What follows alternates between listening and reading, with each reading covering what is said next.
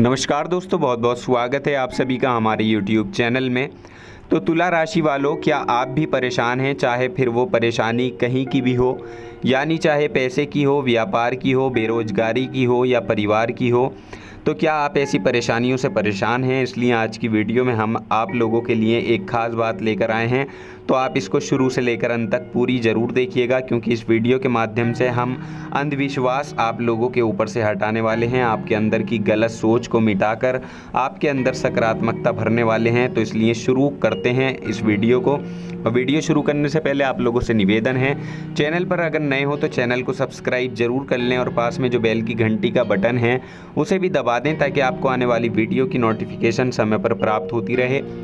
तुला राशि के सभी लोग जानते हैं, आपका जीवन शनिदेव की कृपा से ही चलता आया है और आगे भी चलता रहेगा। तो सच्चे मन से कमेंट सेक्शन में जय शनिदेव जरूर लिख दें। तो दोस्तों, हम यहाँ पर बात कर रहे हैं तुला राशि की। आज हम आपको बताने वाले हैं कि कई सालों से कोई गुप्त शत्रु आपके ऊपर तंत्र क्रियाएं करके आपको बर्बाद कर रहा है। तो आखिर वो गुप्त शत्रु कौन है, इस वीडियो में हम विस्तार से जानेंगे।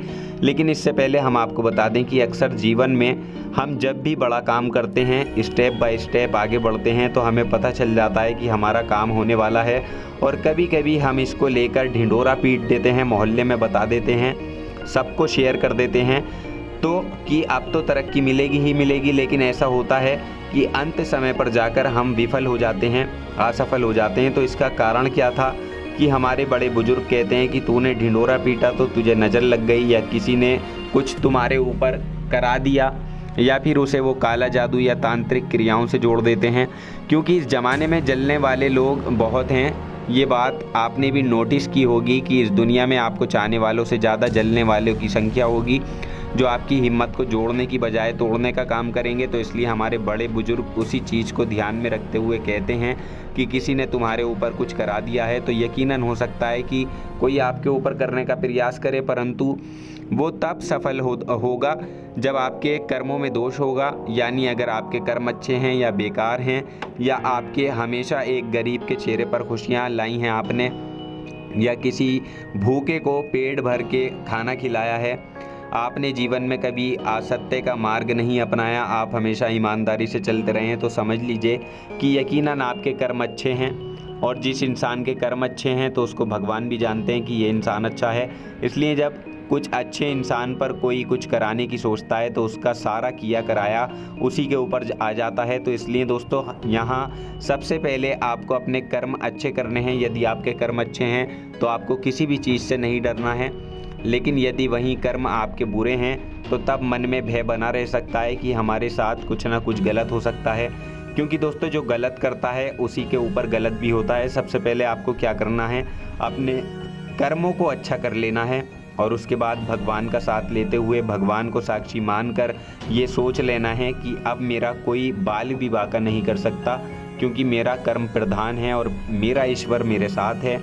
अब इसके अलावा दूसरा है, देखिए कभी कभी ऐसा होता है जब हम अचानक से बीमार पड़ जाते हैं तो हमें अचानक ही थकान होने लगती है, या बुखार आ जाता है, या कुछ अलग अलग तरह की स्थितियां देखने को मिल जाती हैं। और उसी चक्कर में हम अस्पताल भी चले जाते हैं, डॉक्टर के पास जाते हैं और वहां जाकर डॉक्टर को दिखाते हैं। डॉक्टर बोलता है कि आप तो बिल्कुल सही हो, आपकी अंदर गतिविधियाँ सही चल रही हैं, लेकिन फिर भी आप बीमार क्यों पड़ गए?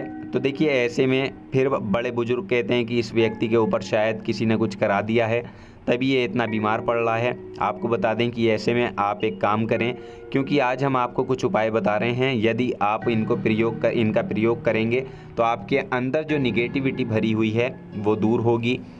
देखिए, सबसे पहले अगर आपने सोचा कि मुझे ऐसा हो सकता है, तो समझ लीजिए कि वो हो गया है।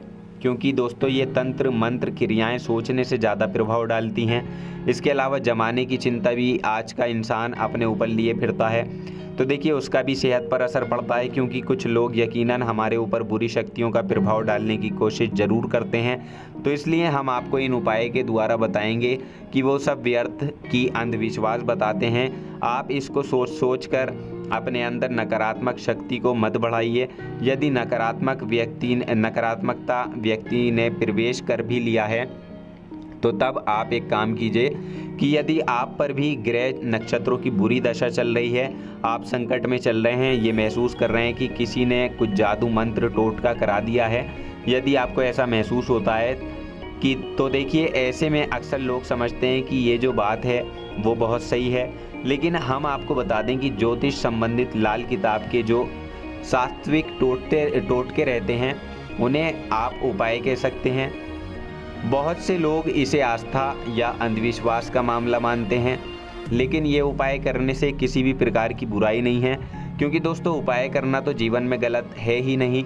इन उपाय के माध्यम से ही हमारा काम बने या ना बने, लेकिन एक मन में जो सोच होती है वो अच्छी बन जाती है कि यकीनन अब कुछ बदलाव ज़रूर आएगा, अब कुछ सही होगा या अब मेरे जीवन में चार चांद लगेंगे। तो इसी तरह की ये एक सोच बन जाती है। लेकिन कभी कभी क्या होता है कि ये सोच इंसान का काम बना देती है। पॉजिटिव हर किसी को रहना बहुत ज़रूरी है। अब जब भी बुरी बला, आत्मा, प्रेत, काला जादू, तांत्रिक क्रियाओं का नाम सुनते हैं तो सबसे पहले आपको इन भगवान का नाम लेना है। सियावर रामचंद्र भगवान की जय, जिन्हें सुनकर पवन सुत हनुमान जी प्रसन्न हो जाते हैं। तो इसी बात पर आप कमेंट बॉक्स में भी जय श्री राम का नाम ज़रूर लिखें। आप सभी से हमारा विनम्र अनुरोध है। इसके अलावा देखिए हनुमान चालीसा पढ़ना भी बहुत ज़्यादा ज़बरदस्त फ़ायदा देता है। सबसे पहले आप हनुमान चालीसा नियम से पढ़ना शुरू कर दें, और संध्या वदन घर में हो या मंदिर में, वो भी सुबह शाम की जाती है। इससे पवित्र भावना और शांति का माहौल घर में रहता है और हनुमान जी की कृपा आप पर बनी रहती है। इसके अलावा देखिए हर तरह की जाने अनजानी और होनी अनहोनी से ये बचाते हैं।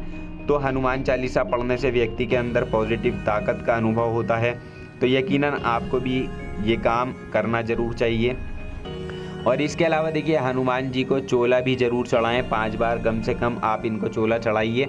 इससे तुरंत ही आपको संकटों से मुक्ति मिल जाएगी, तुरंत ही आपके अंदर की नकारात्मकता समाप्त हो जाएगी।